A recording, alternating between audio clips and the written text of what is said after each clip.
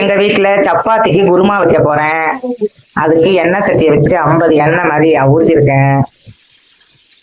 வெங்காயம் 1/2 கிலோ பெரிய வெங்காயம். இது வந்து ஒரு 5-6 பேர் சாப்பிடலாம். 1/2 கிலோ பெரிய வெங்காயம் போட்டுக்கிறேன். கொஞ்சம் நேரம் நல்லா வதக்கிக்கணும்.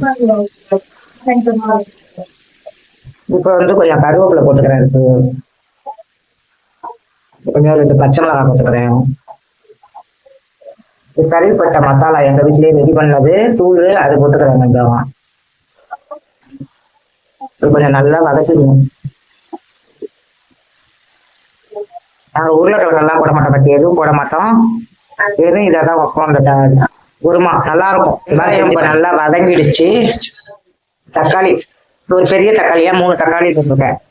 இதையும் போட்டு நல்லா வதக்கிக்கணும்.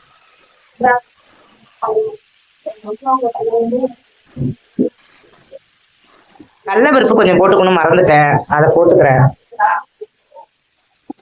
ஒரு 25 கிராம் போட்டா போதும். இப்ப குருமாவுக்கு உப்பு போட்டுக்கிறேன்.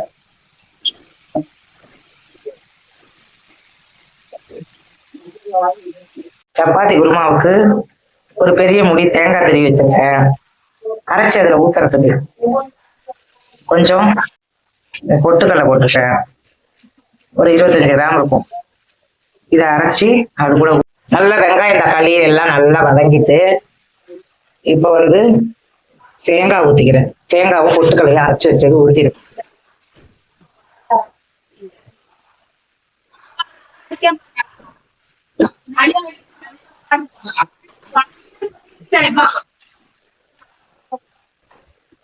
வந்து கொஞ்சம் சிக்கன் 65 மசாலா தூள் போட்டுக்கணும்.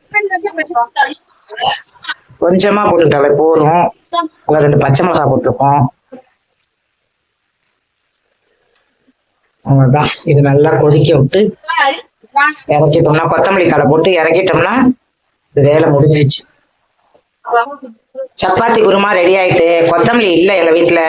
கொத்தமல்லி போட்டு இறக்கிட்டான்னு சூப்பரா இருக்கும். இந்த வீடியோ பிடிச்சிருந்தா லைக் பண்ணுங்க, ஷேர் பண்ணுங்க, சப்ஸ்கிரைப் பண்ணுங்க. இது வந்து சப்பாத்தி குருமா.